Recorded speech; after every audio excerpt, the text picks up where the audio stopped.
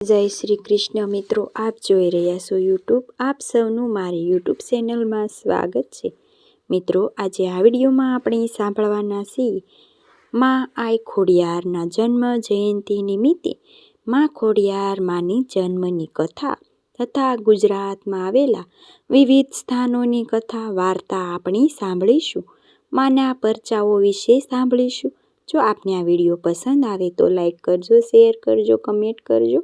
આપ આ ચેનલ પર પહેલી વખત જોઈ રહ્યા છો તો સબસ્ક્રાઈબ કરી લેજો, જેથી આવનારા નવા વિડીયોની માહિતી આપ સુધી તુરંત પહોંચી શકે. ધન્યવાદ. આઈ શ્રી ખોડિયાર હિન્દુ ધર્મના દેવી છે, પરમ પૂજ્ય છે. માં ખોડલાય શિવ ભક્ત હતા. આપણે સૌ જાણીએ છીએ કે માં ખોડિયારના પરસા અપરંપાર છે. માં ખોડિયાર 7 બહેનોના શહીદ પૂંજાય છે. માં ખોડિયાર ભક્તોની લાજ રાખવાવાળી દેવી છે. એમાં જે કોઈ માં ભક્તો માની શ્રદ્ધા સાથે ભક્તિભાવથી પૂજા આરાધના કરે છે તેની માં ખોડિયાર વારે ચડે છે, સહાય કરે છે. માં આઈ ખોડિયારનો જન્મ સારણ કુળમાં થયો હતો. તેમના પિતાનું નામ મામળિયા દેવ હતું. તેમની માતાનું નામ દેવળબા અથવા મીણાબાઈ હતું. માં ખોડિયાર સહિત 7 બહેનો અને 1 ભાઈ હતા, જેઓના નામ છે આવડ, જોગડ, તોગડ, બીજબાઈ, હોલબાઈ, સાજાઈ, જાનબાઈ કે જે માં ખોડિયાર કહેવાયા, અને ભાઈનું નામ હતું મેરખ્યો અથવા તો મેરખો. માં આઈ ખોડિયારનો જન્મ 7મી સદીની મહા મહિનાની શુદ્ધ પક્ષની અષ્ટમી તિથિએ થયો હતો. તેથી આ દિવસને માં આઈ ખોડિયારનું જન્મ જયંતિ તરીકે સૌ ભક્તો ઉજવે છે. ભારત દેશમાં આઈ ખોડિયાર માને પૂજવાવાળા વર્ગ ઘણો મોટો સમુદાય છે. માં ખોડિયારના જન્મની કથા ખૂબ જ રોચક છે. તેને આપણે સાંભળીએ. ભાવનગર જિલ્લાના બોટાદ તાલુકાના રોહિશાળા ગામમાં મામળિયા નામે એક સારણ રહેતા હતા. વ્યવસાયે તો તેઓ માલધારી હતા અને ભગવાન શિવના પરમ ઉપાસક હતા. તેમની પત્ની દેવળબા ખૂબ જ માયાળુ અને ઈશ્વર ભક્તિમાં લીન રહેવાવાળા હતા. તેઓ માલધારી હોવાથી ઘરમાં દુજાણાના લીધે લક્ષ્મીની ધનની કોઈ ખોટ ન હતી, પરંતુ ખોળાનો ખૂંદનાર ન હતો, એટલે કે કોઈ સંતાન ન હતું. તેનું દુઃખ દેવળબાને ચાલ્યા કરતું. મામળિયાને દેવળબાએ આંગણે આવેલા કોઈ દિવસ ખાલી હાથ કે ભૂખ્યા ન જાય એવા આ સારણ દંપતી ઉદાર અને માયાળુ હતા. તે સમયમાં ભાવનગર જિલ્લાના વલભીપુર શિલાદિત્ય નામના રાજા રાજ કરતા હતા. જે મામળિયા સારણ સાથે ગાઢ મિત્રતા હતી. બંનેને એકબીજા વગર ચાલે જ નહીં, પરંતુ રાજા દરબાર ઈર્ષાળુ લોકો પણ હતા, જેમને રાજા અને મામળિયા વચ્ચેની મિત્રતા આંખમાં આંખના કણા જેમ ખૂંચતી હતી. એક વખત ઈર્ષાળુ લોકોએ રાજાના મનમાં એવું ઠગાવી દીધું કે મામળિયો નિસંતાન છે, તેનું મોં જોવાથી અપશુકન થાય છે, જેથી ભવિષ્યમાં આપનું રાજ્ય ચાલ્યું જશે. આ વાત રાજાના મનમાં ઘર કરી ગઈ. જ્યારે મામળિયા બીજા દિવસે રાજમહેલમાં આવ્યા ત્યારે રાજાએ મોં ફેરવી કહી દીધું કે હવેથી મિત્રતા પૂરી થાય છે. આમ કહીને રાજા શિલાદિત્ય પોતાના મહેલમાં ચાલ્યા ગયા. મિત્ર રાજાના આવા વર્તનને આશ્ચર્ય પામેલા મામળિયા લોકો પાસેથી આવા વર્તનનું કારણ જણાવ્યું ત્યારે તેને ખૂબ જ દુઃખ થયું. પછી તો લોકો તેમને મળે એટલે કે વાંઝ્યાનું મેણું માર્યા વગર રહે નહીં. પોતાના ઘરે આવીને મામળિયાએ આ બધી વાત પોતાની પત્નીને કરી. મામળિયાનું જીવન ઝેર જેવું લાગવા લાગ્યું. ભક્તિ જીવનમાં મામળિયાએ ભગવાન શિવના ચરણોમાં માથું ટેકાવ્યું અને નિશ્ચય કર્યો કે ભગવાન મહાદેવ મારી અરજ ન સ્વીકારે તો પોતે કમળ પૂજા કરીને પોતાનું મસ્તક શિવજીને ચડાવશે. આમ વિચારીને ભગવાનની આરાધનામાં મામળિયા દેવ કરવા લાગ્યા. કોઈ સંકેત ન મળતા તેઓ હાથમાં તલવાર લઈને પોતાનું મસ્તક ઉતારવા લાગ્યા. ત્યારે જ ભગવાન શિવ પ્રગટ થયા અને મામળિયા દેવને દર્શન આપ્યા. પાતાળ લોકના નાગ દેવતાની 7 નાગપુત્રીઓ અને 1 નાગપુત્ર તેમને ત્યાં જન્મ લેશે એવું ભગવાન મહાદેવે મામળિયા દેવને વરદાન આપ્યું.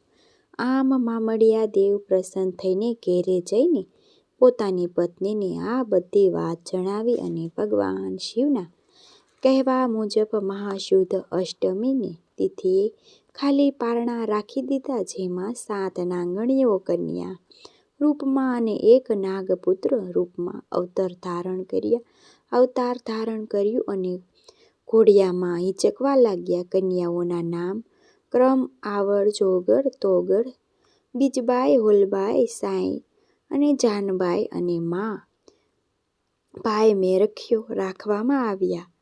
જાનબાઈનું નામ ખોડિયાર કેવી રીતે પડ્યું તેની પણ એક રોચક કથા છે. તેમનું વાહન મગર કેવી રીતે થયું તે પણ કથા ખૂબ જ સુંદર છે. એકવારની વાત છે કે મામળિયા સારણની સૌથી નાના સંતાન મેરખ્યો ઝેરી સાપ કરડ્યો. કોઈને કહ્યું કે પાતાળ લોકની નાગરાજ પાસે અમૃત કુંભ સૂર્ય ઉગે એ પહેલાં લાવીને જો મેરખ્યાને પીવડાવવામાં આવે તો એનો જીવ બચી શકે છે.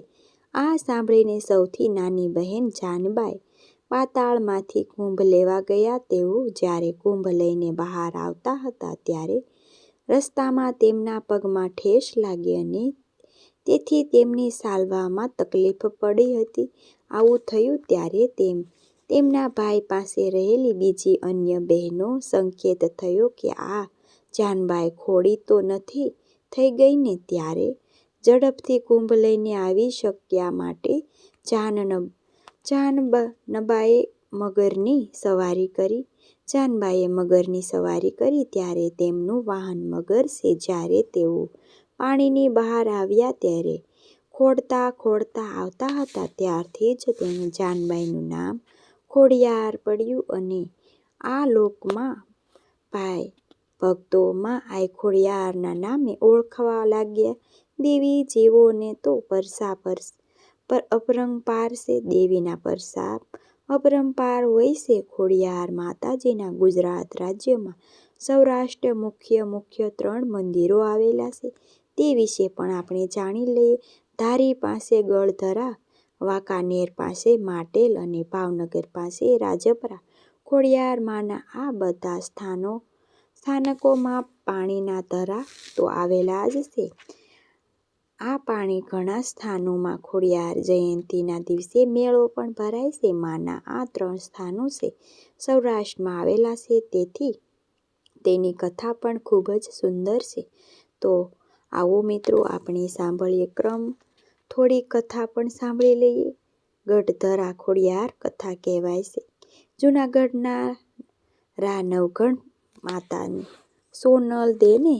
સોનલદે ખોડિયાર માતાના ઉપર ખૂબ જ શ્રદ્ધા હતી. મા આઈ ખોડલના આશીર્વાદથી જ રા નવઘણનો જન્મ થયો હતો. આમ જૂનાગઢના રાજને ગાદીનો વારસ આપનાર મા ખોડિયાર માતાજીની ત્યારથી જ ચુડાસમા રાજપૂતાને કુળદેવી તરીકે પૂજાવા લાગ્યા. માએ ખોડિયાર માતાજીનું પ્રથમ સ્થાનક શેત્રુંજી નદી કાંઠે ગળધરા આવેલું છે. જ્યારે રા નવઘણ પોતાના રસલા સાથે માતાના દર્શન કરવા આવ્યા હતા, ત્યારે નવઘણ જીભની માનેલી બહેન રક્ષા કરવા માટે વારે ચડ્યા. ત્યારે તેનો ઘોડો 200 ફૂટની નીચે પડ્યો હતો. ત્યારે મા આઈ ખોડલ તેની રક્ષા કરી હતી. જે સ્થાન આજે પણ ગળધરામાં ધૂણાની થોડેક દૂર જોવા મળે છે. ત્યાર પછી માટેલ ગામની કથા માટે ગામમાં ખોડલે પરસા પૂર્યા હતા.